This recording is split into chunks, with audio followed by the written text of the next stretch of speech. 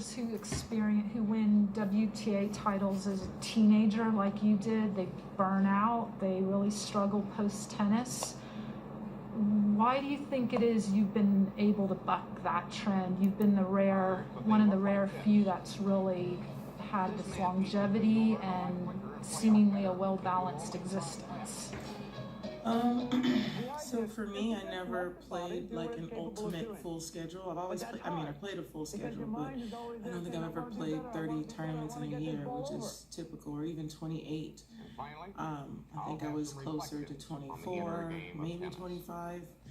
And for me, I still went to college, I still did a lot of other things, and I had other careers, so it was impossible to burn out. I took some time off, but had a few injuries, which were another mental break. So, you said that you might just be going from the hotel here. Is that so much different than what the schedule you've been keeping the whole week to this point? Yeah, no, I've been doing that for 20 years, so I think I've been pretty much quarantining for my whole career. So.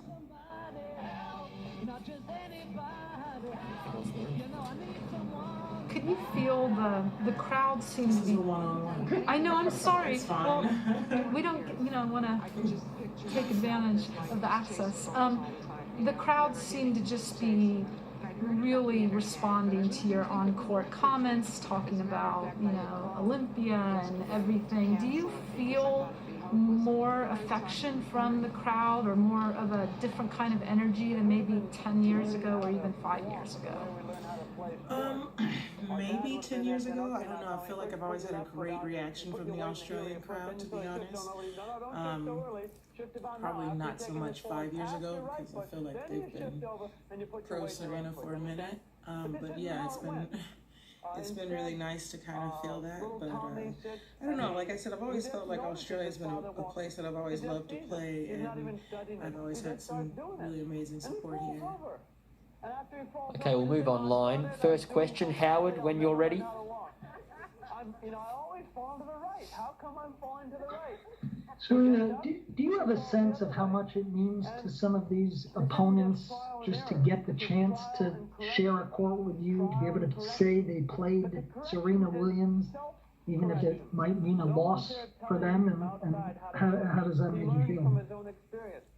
I don't have a sense of that, but I think that what you're saying has a lot of validation, what you just said, but I don't really think about it. Maybe I should, but I don't.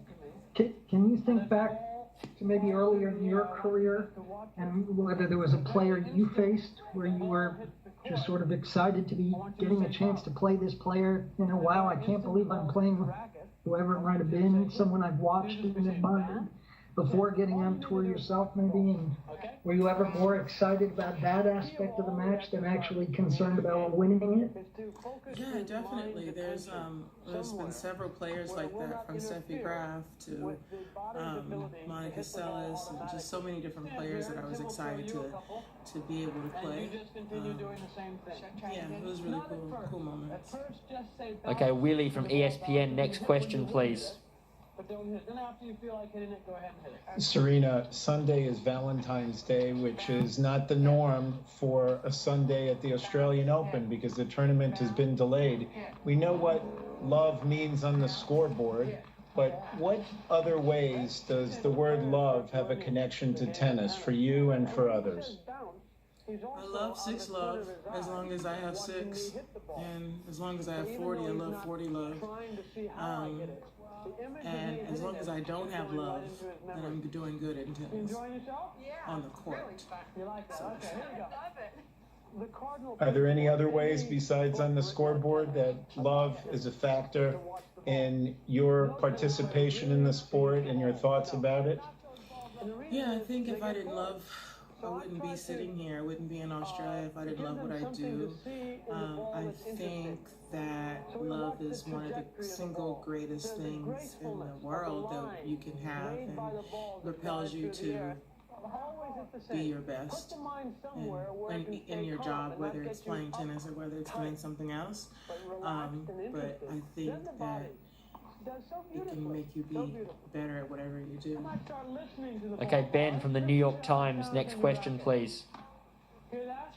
Serena, just want to know what your thoughts are on playing Arena Sabalenka next, who's had a lot of success at a lot of smaller tour events, racked up a lot of wins. What are your thoughts on how much have you watched on her?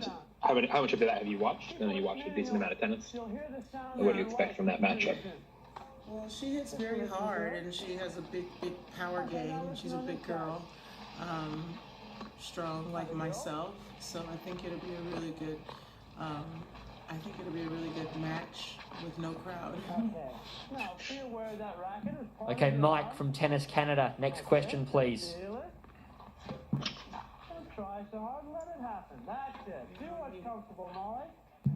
Mike, you're on mute. Please unmute yourself. When you just stop thinking, the body seems to know what to do. Can you feel with your left hand where it is? Tamaney from The Guardian. Next question, please. Hi Serena, I saw you. I've seen that you've changed your return stance, and like over this season, I guess. I wondered, like, how do you feel about change? Like, you've obviously achieved a lot of success doing things in certain ways. So is it hard to kind of move away from things that you did in the past that worked well? It's very hard to move away from something that works well for you. And for me, change is the single most difficult thing in my life. I don't embrace change very well, but I know the importance of it.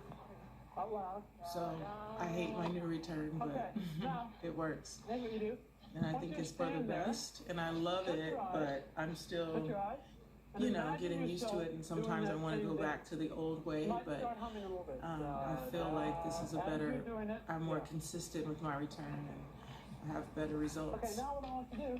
Okay, Mike from Tennis Canada, last question. Let's try again. Can you guys hear me this time? Yeah. Perfect. I wanted to ask you a question about your coach, and if you could think back to 2012 when you and Patrick joined up together. I'm assuming back then you had a pretty lengthy list of potential options, and there were certainly lots of coaches who would have loved to have worked with you. What was it about Patrick that made you choose him back then, and what keeps you guys together now when you face challenges together? I don't like change. So this is another thing. I never looked at any coaches. I've always been coached by my dad and my mom, and when I met Patrick, I wasn't looking for a new coach. I was just looking for some advice, and it just was very natural.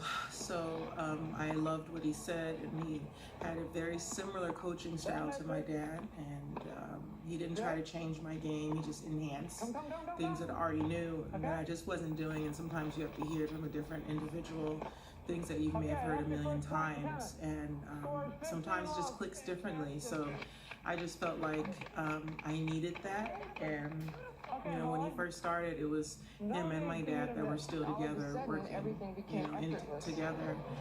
And so that's been my coaching career, and I feel like he's really a great coach. And I feel like every time I do something well, I unlock another level, and he tells me something else, and I'm like, why didn't you tell me this 5 years ago? And it's like, well, you weren't ready for it. So I feel like every time I get to unlock a new level, and it's kind of fun.